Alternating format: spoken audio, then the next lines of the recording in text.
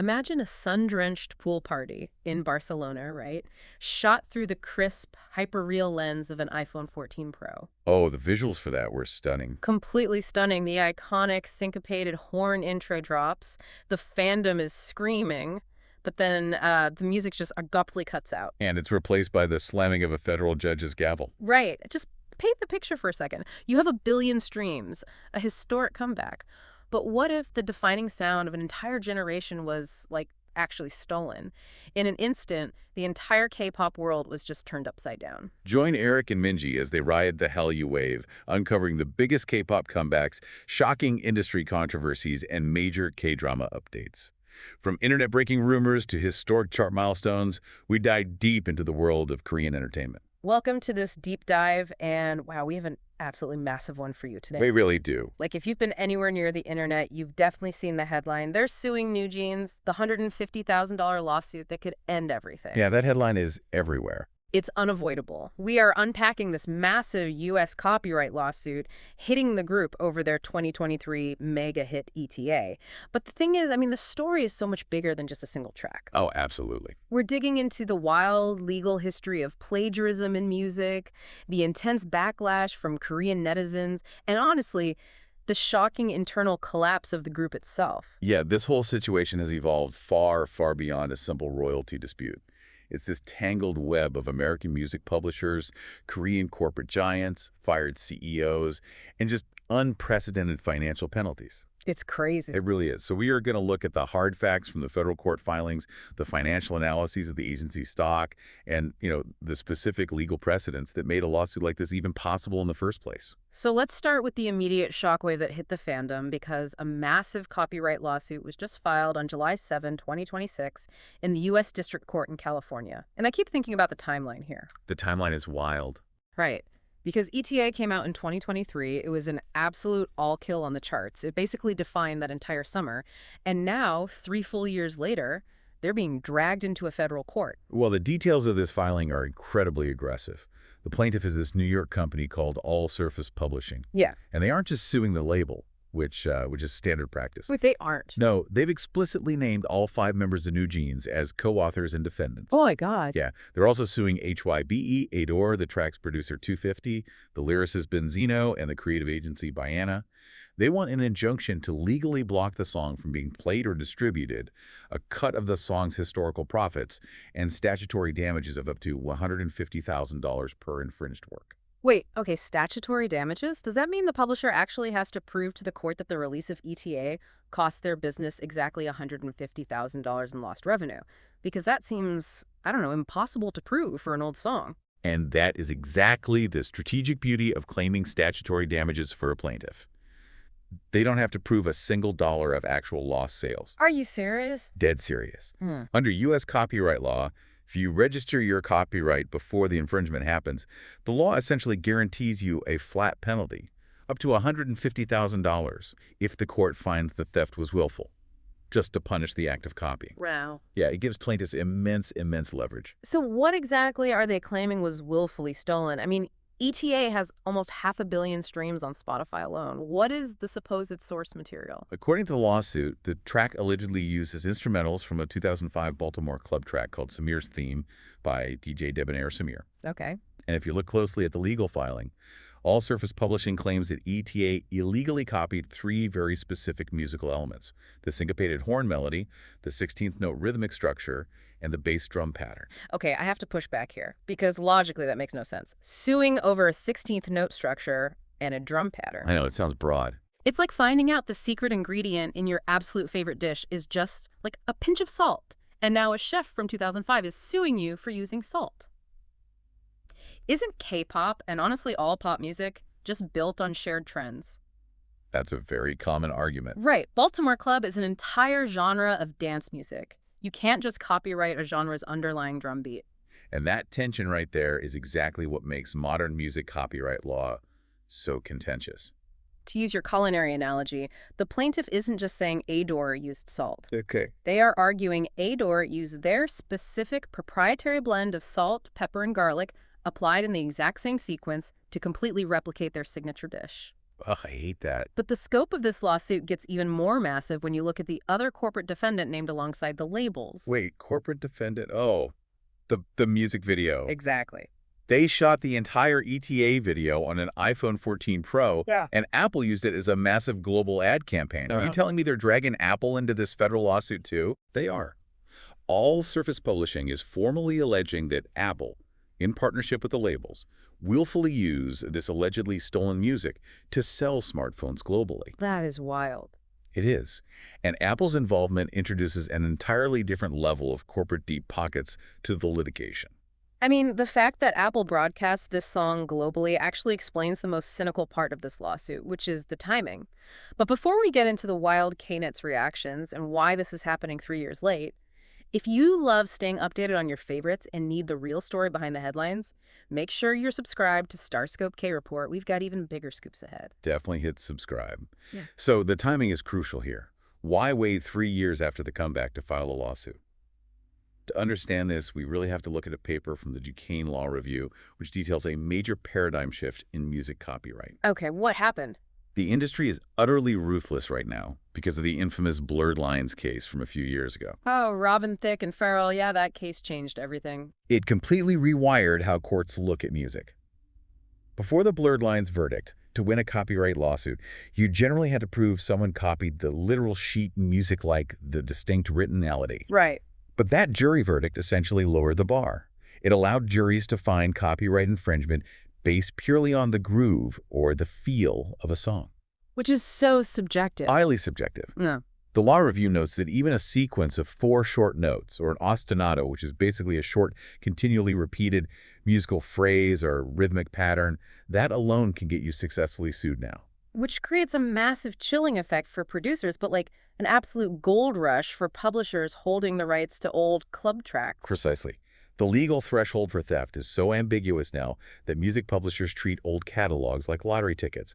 There's actually a saying in the industry, where there's a hit, there's a writ.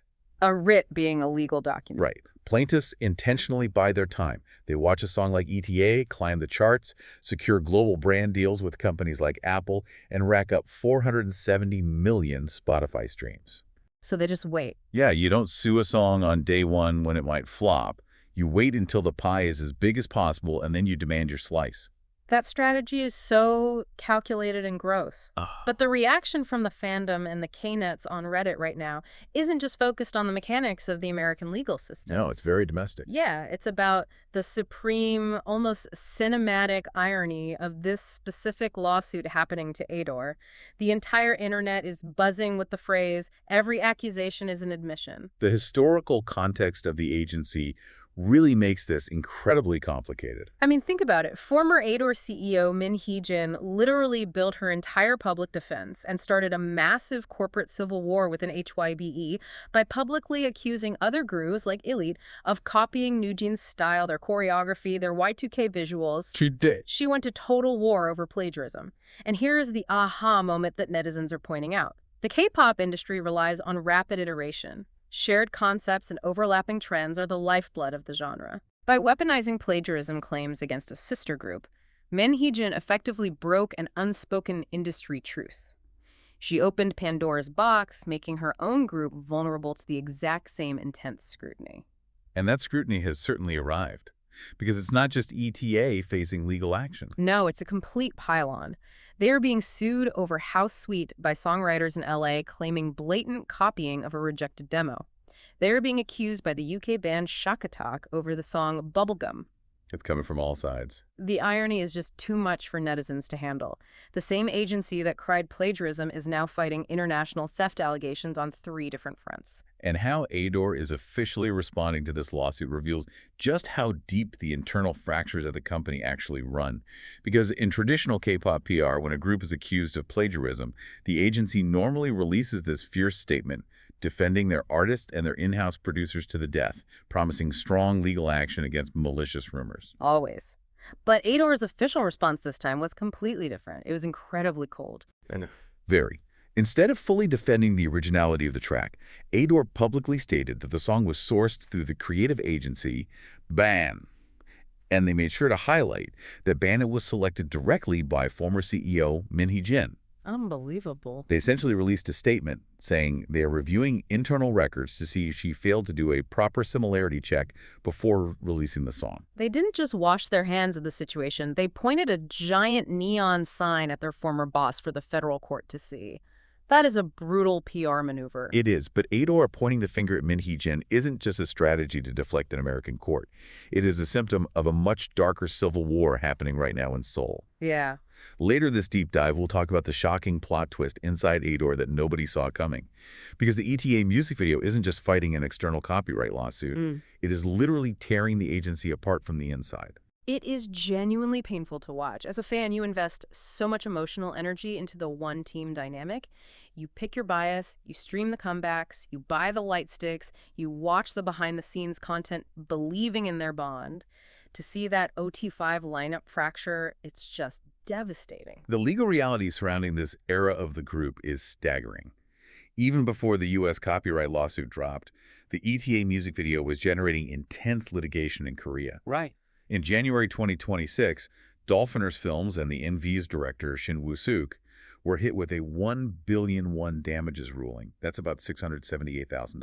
And that was just for uploading a director's cut of the ETA video to their own YouTube channel. Yeah, ADOR sued the director for breach of contract, and one was called a provisional enforcement. What does a provisional enforcement actually mean in this context? It basically means that even if the director decides to appeal the court's decision, ADOR has the legal right to collect that $678,000 immediately. Oh, wow. It is a highly aggressive legal tactic that shows just how far the new ADOR management is willing to litigate against any creatives tied to the Min Hee Jin era, which brings us directly to the collapse of the OT5 lineup. I still struggle to process that it's real. The one-team dream was dismantled so quickly. It was dismantled by the strict parameters of Korean contract law. Let's look at the financial analysis report from Takumi that breaks down the timeline. In October 2025, the 5 members went to the Seoul Central District Court seeking an injunction to immediately terminate their exclusive contracts with ADOR. Right. Their core argument was that the fundamental relationship of trust between the artists and the agency was broken. But the court dismissed the injunction entirely. Why did they lose? If the entire management structure that built the group was fired, doesn't that inherently break the trust? Not according to the legal threshold for standard K-pop contracts. To legally break a relationship of trust, you have to prove the agency fundamentally violated their core duties, like completely failing to pay the artists or maliciously halting their promotional activities. Ah, I see. The court essentially ruled that internal corporate drama over who sits in the CEO chair doesn't legally prevent the artists from singing, dancing, and fulfilling their end of the contract. The court judicially confirmed that the standard exclusive contracts remain fully valid until 2029. Which forced the members into an impossible corner. They either stay and fulfill a contract under a management team they just tried to sue, or they leave and face absolute financial ruin through penalty clauses. So what is the actual status quo of the group right now in 2026? Because it feels completely fragmented. The current picture is highly divided. The maknae, Hyein, along with Heron, chose to stay immediately after the ruling. Okay. They respected the court's decision, minimizing any further breach of trust, and are set to be the core of whatever the group looks like when activities theoretically resume. Hyein eventually decided to stay after a period of intense negotiations, which analysts note is crucial for retaining their international fandom. But Minji's situation is entirely different. There are endless rumors swirling about her brand deals. Yeah, Minji is currently in what industry analysts are calling a quiet withdrawal, basically a de facto hiatus.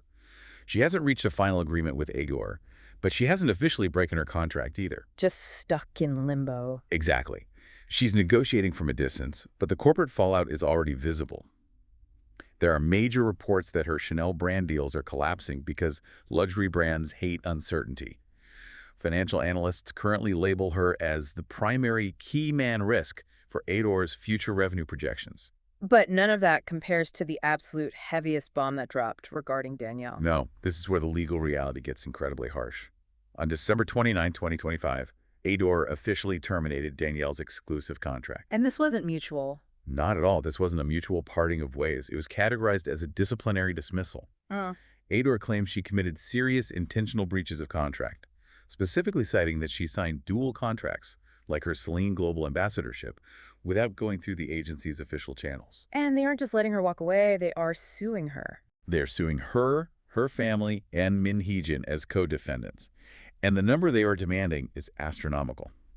43.1 billion won. That is approximately 32 million US dollars. $32 million. Even if she kept absolutely all of her Celine endorsement money, that math doesn't come close to making sense for a single artist's penalty. How do they even justify a number that high? Well, that's because they aren't looking at what she earned outside the agency. They are strictly using the Fair Trade Commission's standard penalty formula for exclusive contracts, which is honestly inherently punitive. How does the formula work? It's brutal. You take the monthly average revenue generated by the artist over the last 2 years, and you multiply it by the remaining months on the contract. Analysts estimate NewJeans brought in about 1.8 billion won per member per month. Wow. Yeah. So when you multiply that by the roughly 56 months Danielle had left until July 2029, the theoretical penalty actually sits at over 100 billion won. The $32 million they are currently asking for is just the adjusted damages for the specific breaches they've filed so far. I am so fascinated and confused by the corporate logic here. So ADOR is actively defending Danielle as a co-author in a U.S. federal court against the ETA copyright claim, while simultaneously suing her into absolute oblivion in a Seoul district court. It's a wild juxtaposition. It's like fighting a massive war on two fronts, but on one of those fronts, you are actively firing missiles at your own troops. How does a company operate with that level of cognitive dissonance? From a pure corporate governance standpoint, it's not dissonance, it's just two separate ledgers. Right. They view the intellectual property, the song ETA and its music video, as an incredibly valuable corporate asset. Right. They must protect that asset against the U.S. publisher because HYBE still wants to collect royalties on those 470 million streams. But they view Danielle the person as a rogue contractor who breached a multi-million-dollar agreement. Protecting the song and punishing the former employee are mutually exclusive goals to the board of directors. It just completely strips away the shiny, colorful veneer of the K-pop industry and forces you to look at the cold, hard machinery operating underneath. If you are as mind-blown by the sheer scale of this corporate drama as I am, make sure to hit that subscribe button. You do not want to miss our next KT update as this federal copyright lawsuit actually goes to trial. Yeah, you really don't. Stepping back and looking at this entire situation, an American copyright lawsuit over a horn sample, a multi-million-dollar Korean injunction, the collapse of a historic girl group, it really raises a profound question about the industry's future. What happens to the actual art? That is the tragic core of this whole story. When a 2-minute and 31-second pop song generates 3 full years of nonstop multinational litigation involving everyone from an iPhone ad campaign to a 2005 Baltimore club DJ, you really have to wonder, will the global Hallyu Wave eventually drown under the weight of its own legal paperwork, leaving the artists as nothing more than collateral damage? It's definitely something to think about the next time you hit play on your favorite comeback. You've been listening to StarScope K-Report, where Eric and Minji bring you the stories shaping K-pop, K-dramas, and the global Hallyu Wave. Thanks for tuning in, and don't forget to subscribe for more stories that keep the stars shining.